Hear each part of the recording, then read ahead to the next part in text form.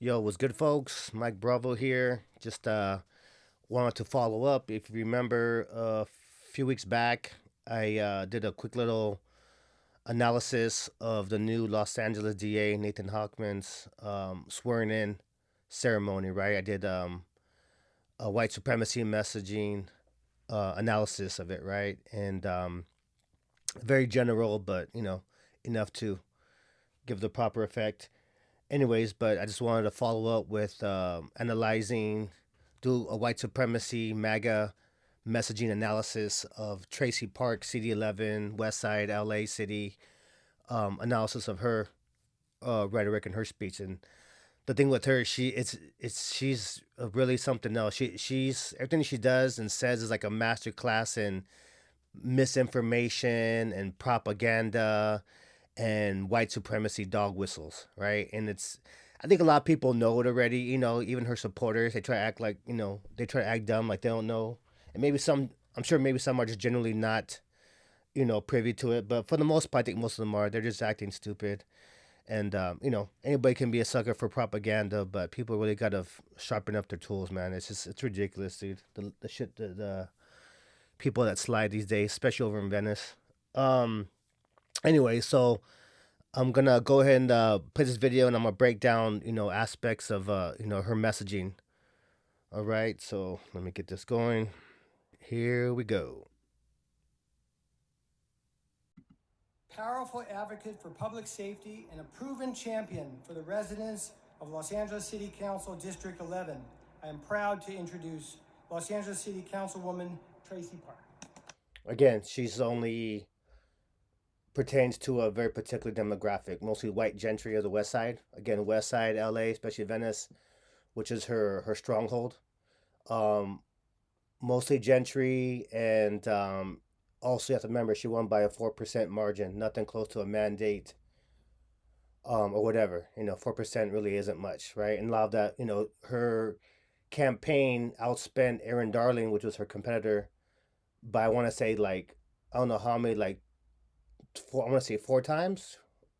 I know two for sure. Maybe in four times. She had this again mad funding from police lobby and Zionists, hardcore Zionists here. And some key things I want to focus on is also just some of the tactics: fear mongering, misinformation, misframing, very vague, unproven, unfactual statements. Anyways, okay, so let's go.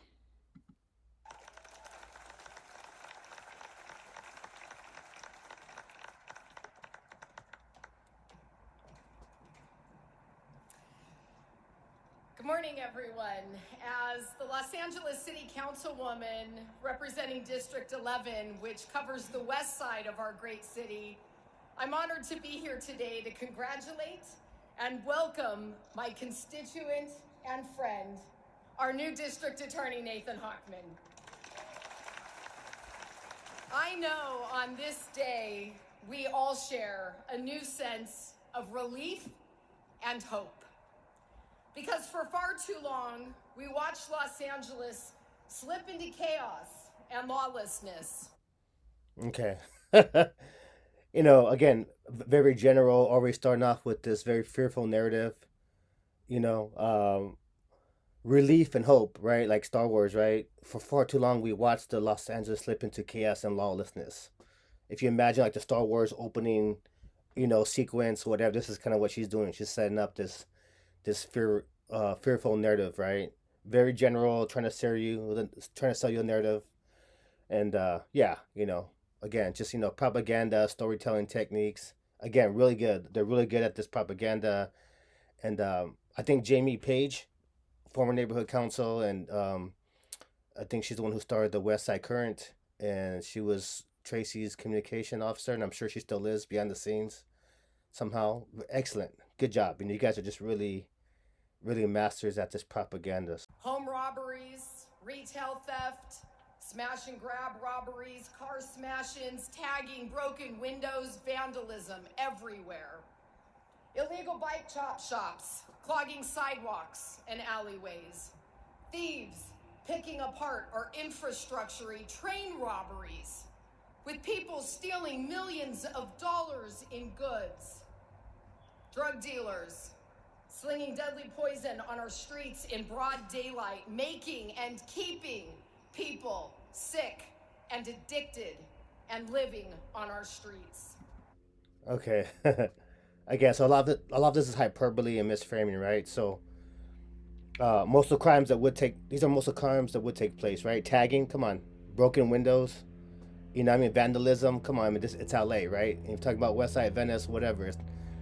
It's she's trying to frame ordinary nonviolent crimes as a crisis, right? So, but again, it's also a signal that these are the she's trying to frame these people as criminals, right? Well, technically they're breaking the law if you're vandalizing, graffiti, whatever, right? But she ties them with the violence, right? Train robberies and people stealing and whatever to trying to evoke an image of violence, right? So she's associating a lot of nonviolent crimes with violent crimes, right? In the same, uh, put them in the same bag with each other, right? And this way you'll think of minor nonviolent crimes as drastic and extreme, which they're not. And again, too, it's just a signal she's moving forward with mass incarceration tactics that charge low level crimes with severity to ensure that that they're properly feeding um, the mass incarceration system. Again, the police lobby, prison industrial complex, all the people who their main supporters, their main funders,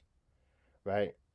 Also, she goes on to talk about train robberies, where she's alluding to the cargo thefts from stationary cargo containers that were happening a while back, I think like 2 years ago or something. But of course, she wants to evoke fear and extremism and danger, so she says train robberies to evoke the old, outdated, violent imagery of like the old west and train robbers. But more actually, they're it wasn't they're not robberies, they're theft. There's a very distinct difference, right? Because these cargoes are stationary, right? She's trying to evoke like where it seemed like, oh my god, there's carjacking or whatever. These are cargo shipments that were stolen, which is not okay, it's bad, yeah, but also too like it leaves out the main fact that they had it was found that they um I guess defunded or dismantled like the bulk of their security guards or whatever, which led to the exacerbated the thefts, right? And even LAPD had pointed out the fact that Amtrak or whoever it was, I'm pretty sure it's Amtrak, that their lack of having security, which they would normally have, um, was one of the main causes for the theft, right? But of course, she's gonna make it sound all extreme and radical and tie it in with the low level nonviolent crimes, right? And then she goes on to say, what she say at the end here? Uh, drug dealers slinging deadly poison on our streets in broad daylight, making and keeping people sick and addicted to living on our streets. Right? So she's right here. Also, what she's doing, she's pushing the false narrative that drug dealers are the ones causing homelessness. Right? And research constantly shows that the primary drivers of homelessness are economic inequality, lack of affordable housing, mental health challenges, etc. All things that she doesn't address, all things she doesn't acknowledge, all things that she um she doesn't support at all. No initiatives, right? But she'll demonize them, right? She'll demonize all attempts to address these issues, the root issues, right? Altogether, just messaging and a signal that her and the D are gonna work to charge anybody and everything, low level, um, non-violent crimes, in the same aggressiveness or punitive centric way as violent crimes, right? Okay, let's go on. Police arrest the same criminals over and over, only to see them right back on the streets, free to reoffend at their leisure. Again, man, it's it's just it's with no, probably I don't know, with most politicians I can go through and just occasionally point out some of the bullshit or the misinformation or generalities, vagueness that they put out, but with this woman, like it's every other line. It's just like mad information, disinformation, vagueness, right? Lack of facts. Again, very, very Trump like. So she says police arrest the same criminals over and over, only to see them right back on the streets, free to offend at their leisure. So again, this is all hyperbole, right? Fear, driving fear, and it's misleading, right? So for those who don't know what recidivism is, that's kind of like the when people return to jail, right? So or return to prison or incarceration, right? Um, but recidivism rates in California are influenced by systemic factors such as lack of rehabilitation programs, poverty, and limited employment opportunities to formerly incarcerated people. Again, things she doesn't acknowledge, things she doesn't address, things she's not even working to help, right? Because again, police lobby, prison industrial complex, they fund her, right? Oh, and then she goes on, what she says, free to reoffend at their leisure. So most likely she's probably referencing Prop 47, which aim to reduce recidivism by doing more with rehabilitation and prevention programs, which are proven and factual solutions, right? Of course, but um, there's not a lot of funding for those, right? For those programs, even though they are designed to work. Again, because there's a power to be had in maintaining status quo, which is what she's about. Okay, let's go on. Criminals are literally coming from all over the world to Los Angeles just to commit crimes because they believe they can get away with it. Okay. Criminals are literally coming from all over the world to Los Angeles just to commit crimes because they believe they can get away with it. Right? Again, all this, I mean, hyperbole and fear mongering, just like this is a consistent theme, right? So there's no evidence to suggest that people are coming from around the world to commit crimes, right? Uh, and also that's the dog whistle to Trump and the GOP anti-Brown, anti-Mexican, anti-immigrant rhetoric, right? They evokes the visual of an invasion, people coming from crossing the borders, whatever. That she's alluding to that same invasion language, right? Again, a nod to Trump, a nod to anti-immigrant, and a nod to anti-Mexican. But you know what? You're not gonna even care about that because she's taking pictures with poor little brown kids in the Culver City projects. So she must be nice, and she must be you know she has brown people working on her staff, so she can't be racist, right? Data stats consistently show that most crimes are committed by people in the local vicinity, not by people coming over, invasions, immigrants, or whatever, which he's alluding to, right? With her MAGA messaging. They have absolutely no fear of consequences, no respect for our laws, our justice system, or our former district attorney. Right, she had to get her shots into Gascon, right? Um, Again, broad generalization, unfounded. Most reoffenders, um, they usually go back in the system because of systemic failures, right? Like lack of under-resourced community integration programs, rehabilitation programs. Again, to a lot of the crime rates. Again, they deal with homelessness as far as like having lack of affordable housing, the growing economic disparities, right? None of the things she addresses or acknowledges, but of course, because of course she would have to solve them, right? But she's in the business of putting people in jail, poor people in jail specifically, and of course, black and brown or non-white folks make up the bulk of that, right? So, okay, let's keep going. Businesses are shutting down all over Los Angeles, taking jobs and livelihoods. Families who have lived here for generations are leaving for safer communities where they can raise their families.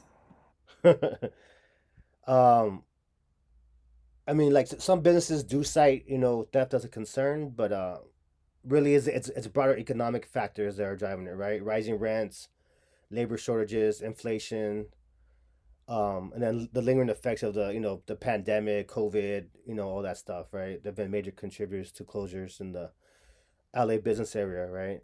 But of course, hey, you know what? Like I got y'all believing it's all the poor people's fault. It's really the victims' fault, right? The poor people, the people addicted, the people that are becoming unhoused, right? Because we want to address capitalism, we want to address the status quo systems, right, that are in place that are causing these things that are at their end, right, end of their shelf life. So we'll just blame it on the poor people and the people of color. Um, and also, too, the National Federation of Independent Businesses noted that the economic pressures, not crime, are the primary drivers of small business closures, right? Even like major corporations like Walgreens and Target have used claims of rising theft to justify downsizing stores, but reports, again, this is all fact stuff you can check.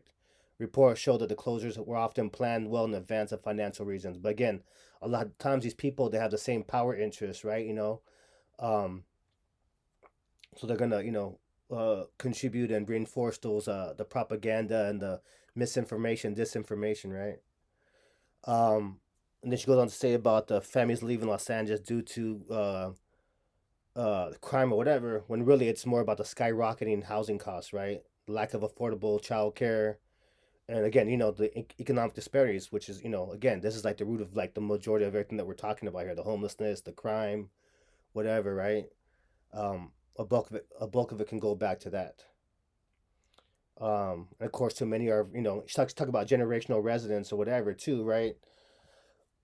So, and with that, she's trying to be slick as far as like trying to connect. Oh my gosh, she's thinking about people who've been displaced. She's thinking about me since I've been gentrified. Whatever. She's not thinking about you because most likely, if you've been gentrified, you're a black, brown, or working class poor white person, right? You know what I mean? And she's not.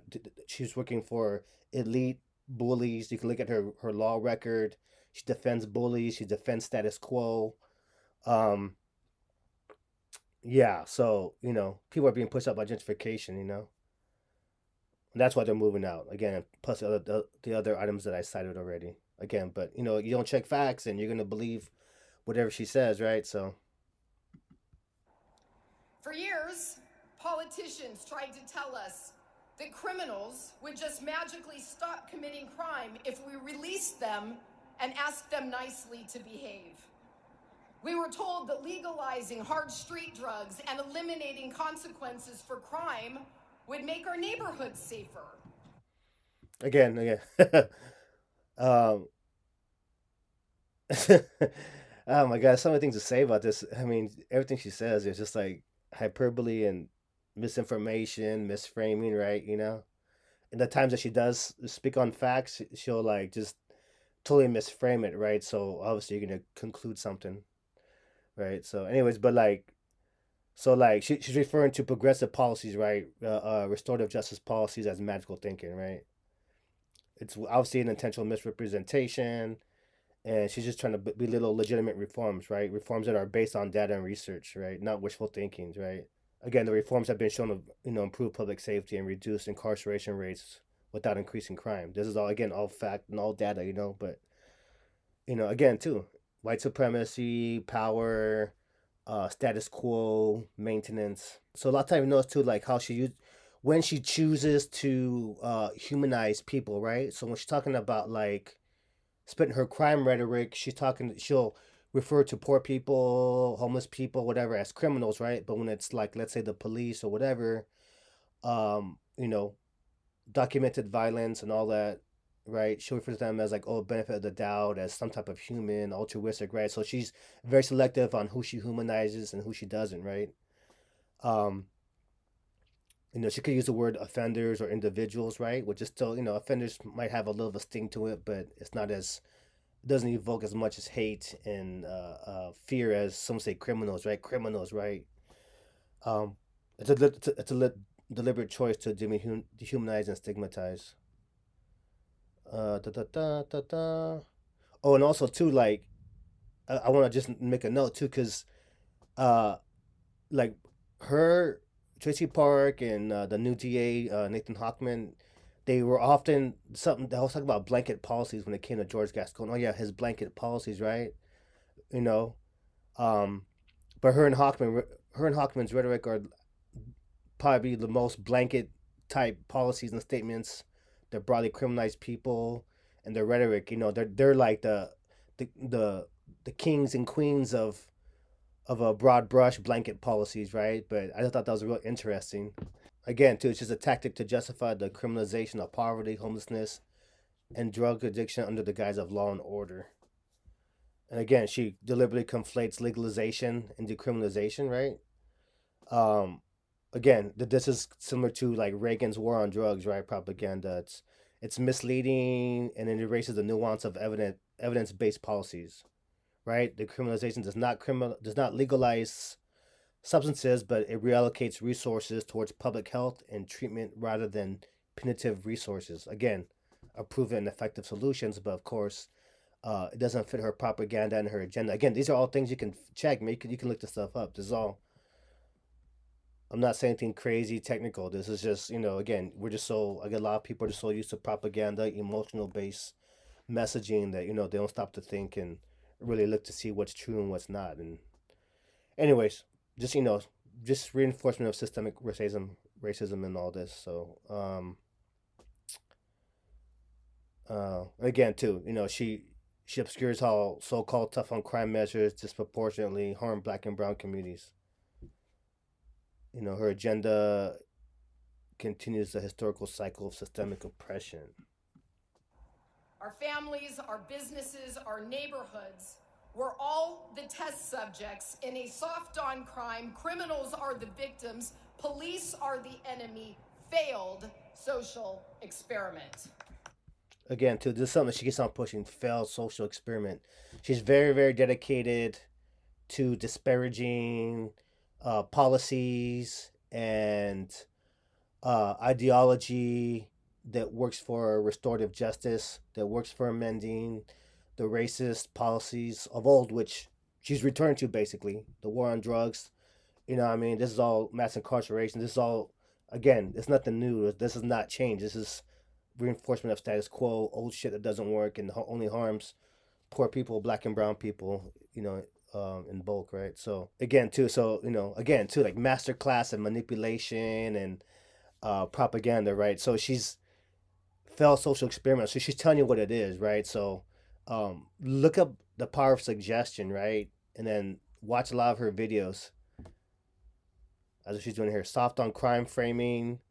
Again, she just totally disregards the evidence-based driven policies, such as restorative justice, that reduce recidivism and build community trust. Police are the enemy rhetoric. Of course, this is gaslighting. I mean, it totally ignores and gaslights documented police brutality and systemic abuse, of course, which disproportionately affects, targets black and brown and low-income communities. Again, too, this is like fact-based, obviously. And what was the whole Black Lives Matter movement about, right? What was all those, the George Floyd marches and protests about, right? Again, too, nothing new, right? But of course, police aren't the enemy or whatever, right? There's documented mass violence by them, right? And only, I think I looked up too, I think in the last, actually, since George Floyd, you would think, police aren't defunded. That's one, a myth. People always say, oh, yeah, or they're defunding the police. They're not. If anything, they've been exponentially increasing their budget. So that's a lie. Also, too, police killings of civilians has increased, drastically increased over the 4 years. And you would think, okay, in light of all this spotlight of social justice, racial justice, that it would go down, but it's actually gone up the last 4 or 5 years, right? But of course, you know what? You're wrong. You're gaslighting, and I love it too because these people tell themselves all the time. And when I was watching the Nathan Hochman versus Gascon debate, which of course you probably didn't see, it was very hard to find any kind of uh, highlight or any kind of promotion of that debate, right? But anyways, I watched the debate, Nathan Hochman versus Gascon, before the election, and again, a lot of Nathan Hochman, a lot of Traci Park, because they're buddy buddy, right? They both, funded by the same racist policies and lobbies and whatever, right? They were talking about gaslighting and blanket policies, which is exactly what they're doing. Again, like I pointed out earlier with Traci and her, Nathan, like, again, they're two peas in the pod with that. And then also the gaslighting. Oh yeah, they're gaslighting. They're gaslighting you about crime. Wah wah wah.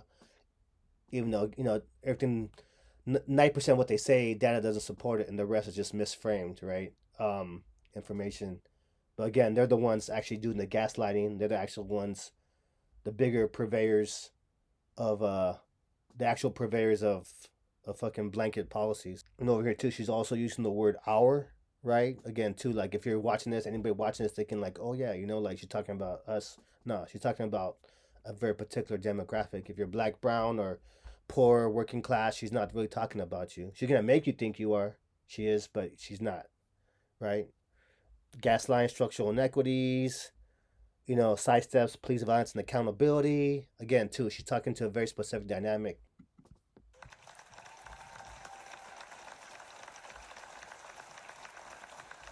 But that all changes right now, today.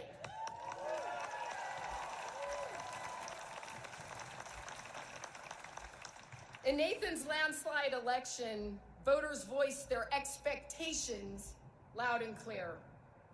Angelenos are tired of good intentions and bad results, and we are especially tired of What?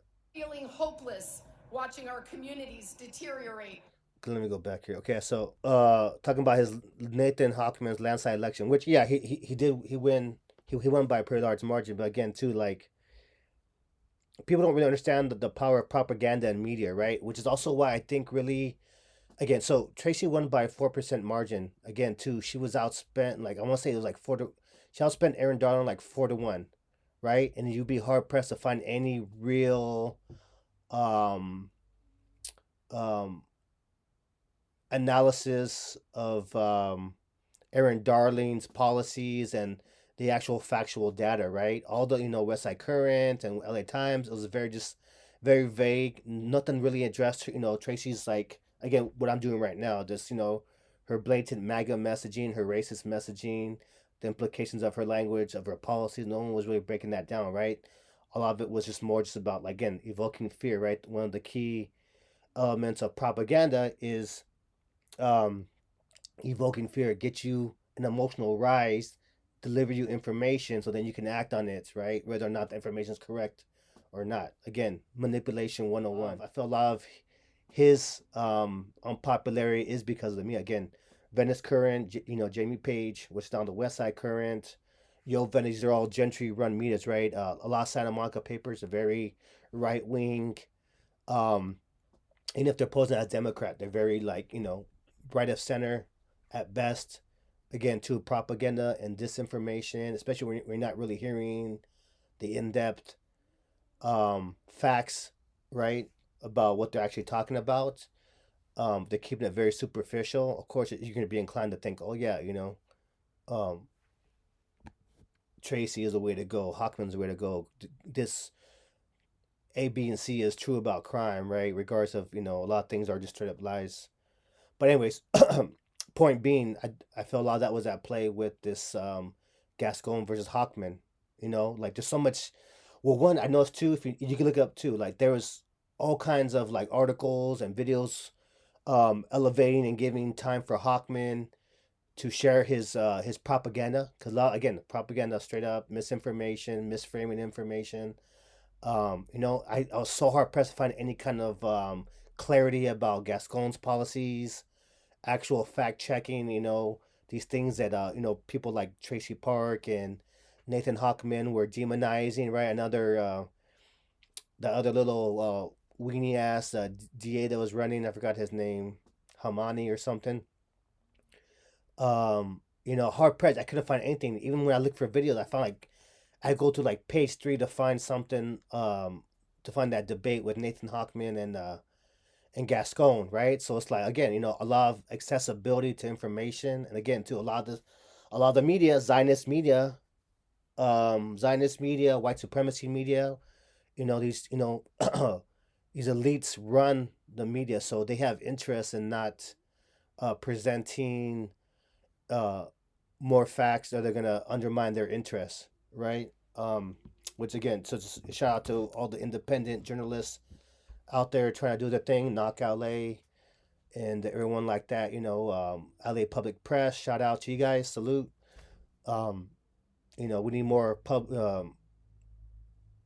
independent journalists doing their thing because again, we're right here witnessing what again with Trump and with Tracy Park. Um, we're seeing the effects of propaganda, disinformation, the lack of access to critical thinking and accurate information. There's a lot to say with that. I'm really big on media and deconstructing propaganda. But she goes on to you know frame reforms as bad results. Right? It's intentionally vague and unsupported by data. It ignores the fact that progressive policies often face structural resistance that limits their full impact. And what I mean by that is like it's very hard. I say one policy or getting one person or a policy in, it's a step forward, but until we actually get like a more substantial change in the people in power making decisions, a lot of these things are not going to do too much, right? So of course, you have a very, a low informed public about actual criminal, how, crime facts and what these laws and policies actually do and how they're based on data and research, right? And that's not going to be accessible information to you, right? So of course, instead of um, helping along these proven fact-based uh, um, solutions, right? Addressing root causes, right? Again, that correct a lot of the systemic racism and racist policies of old. Instead of helping them out, right? She's working against them and just stomping on any incremental progress in policy um, that is being made, right? She's not, again, a great example. She's not totally not advocating or concerned with anything that would help address issues and concerns of working class people and black and brown folks, aka racist. Okay, let's keep on going. What did I say? Where do we end at? But today is a new beginning as we Hold on. We're especially tired of being hopeless, watching our communities deteriorate from crime and neglect. Right? Again, fear mongering and deflection, right?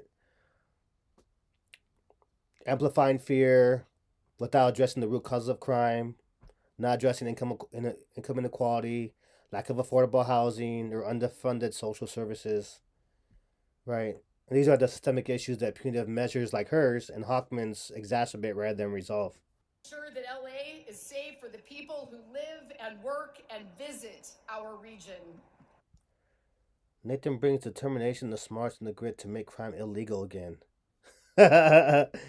And hold criminals accountable. Did you catch that? Make crime illegal again, right?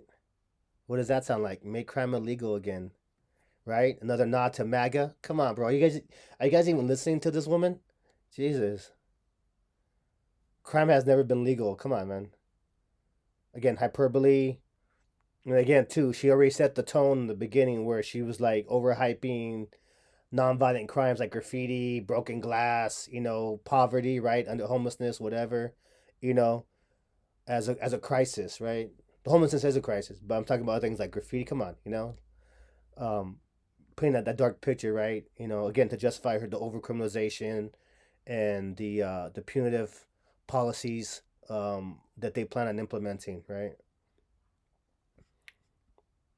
And she talks about accountability, right? Criminals holding criminals accountable, right? But for who? She's talking about the police as well. She's talking about accountability for failed policies, right?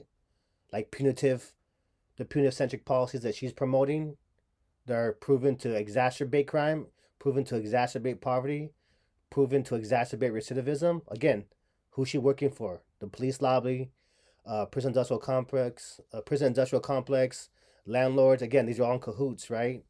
Media, right? Capitalist white supremacy media, Zionist media, right? Not once had and a quick note too, not once has she acknowledged the Palestinian people, but she keeps making nod to Zionists consistently throughout the year. Sorry, I'm let me go back real quick. Beginning as we ensure that LA is safe for the people who live and work and visit our region. Okay, I must have got my notes mixed up here. But anyway, so um As a fellow lawyer by trade, I know Nathan brings the determination, the smarts, and the grit to make crime illegal again and hold criminals accountable. Nathan has the character to ensure that crimes are properly charged and that victims are given the voice they deserve. again, more hyperbole, right? Like victims weren't being heard before, right? Again, see, but this goes back to a lot of the propaganda and a lot of the narrative, right? One thing I noticed that they did, 'cause again, a lot of these propaganda efforts, like they're like years in the making. Going back to the Bond and stuff. It took like 2 years. West Side Current. Just constantly bombarding him with like, doing what they're doing right here. What she's doing right here. That's what they've been doing, right? But there hasn't been any significant media presence or voice, really kind of counterbalancing that. Um, but they were going around to um, finding victims, mostly victims of color, because that's what they need to sway, right? And so, finding victims of color who are in grief from something happening to their loved one, a death or serious injury or whatever, and going there and pushing Gascon propaganda, anti-Gascon propaganda, saying it's the policies, this and that too. And then it gets people to hate, and you get people subscribed because even a lot of people. And he maintains the independence necessary to make decisions about what is legal and what is fair, not what is politically motivated or ideologically driven. Again, so ideologically driven. Okay, a couple things. I made a nod to he's independent, right? So that's a sign that he's gonna, again, a nod to Trump, right? That he's gonna divert from the status quo, even though he's actually just reinforcing it, right? That he's gonna make decisions. Like I said, this is the messaging. This is what it's not saying he's gonna do it, but this is the messaging to make you okay and prepare you for it, right? Is that he's gonna do whatever's get done, even if it's unpopular, right? Like he's some kind of rebel or whatever, which he's not, right? He's gonna make the judgment on what's right and what's wrong, right? Again, kind of dictatorship type language, just like Trump. Again, the MAGA language, I guess languaging is all here, But I don't know if you guys are really listening to this. And then what's that last part she said, real quick? Or ideologically driven. Politically or ideologically driven. That's exactly politics again too. Like she's like these people are such a how I say what's that term um not reflecting projecting you know everything they're saying about Gascon and these and social justice policies, right? Restorative justice policies, everything that they're doing, right? Blanket policies, gaslighting, ideological, political, motivated, right? Again, everything that she's saying is it's proven ineffective. It's racist, um, right? And everything that she's condemning are things that actual are research, fact driven, you know, based solutions. Again, too, but you don't know that because you don't read. Sorry, I don't mean to disparage people. I'm just really upset because it's just such a gross negligence, right? And the outcomes are very serious for people, right? A lot of people are gonna be put in jail for over bullshit, right? And there's gonna be no sympathy. Nathan, I am really excited to partner with you and all of our public safety partners and the elected officials who are actually willing, who have the courage to make our desire for a safe Los Angeles into a reality. Again, safe. That's just a not, clean and safe. That's just more racist rhetoric, right? Code words. She says what? Courage. It doesn't take courage to stand with power. It doesn't take courage to stand with the status quo, right? It takes courage to challenge it. It takes courage to see and correct abuse of power, police violence, etc., right? They're anything but courageous. Well, I think that's it. Let's see how much we got left. Nathan, your success is our success, and Los Angeles is lucky to have you. Welcome to our new DA, and congratulations. Oh my God, this woman's evil. I just, oh my God, just it's so gross. I mean, I don't know what's more disappointing or gross. All this bullshit that she's saying, all the hate and racism laced within her words, in her messaging, right? Or all the people around me, and I get all the people around who have nothing to say about this, who go along, the people who, you know, uh, give her comments, how I say cheer her on and social media comments, right? And these people who claim to be about diversity and Venice and all this and that and whatever, and that they're all over here supporting this, right? Or people, and all these people like they're anti-Trump, right?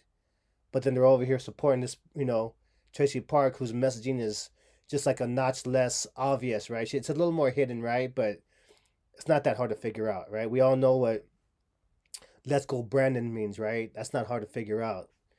And when it comes to her, people are just plain stupid, right? This woman is racist. Her policies are dangerous to people of color, to unhoused people, to working class people. Um, Again, it's just laced with lies and misinformation, disinformation, misframed information. Really gross. Anyways, just had to break that down. And I'm gonna try to do more of these. This is my first time doing a reaction video, so hopefully, I'll get in the groove of getting better at this. Peace.